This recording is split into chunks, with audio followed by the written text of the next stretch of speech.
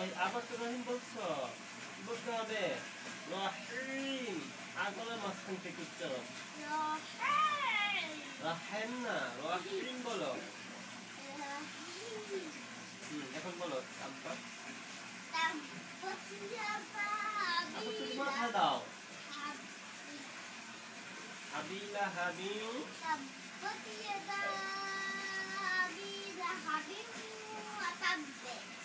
বলো।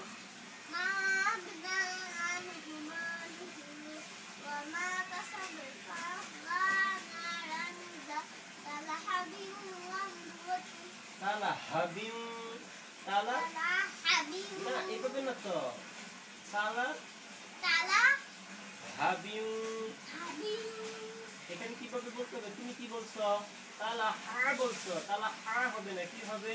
তালা হাবিম স্বাভাবিকভাবে হাঁটা বলতে হবে। তালা হাবিম। তালা হাবিম করে বলো। আম আম্মা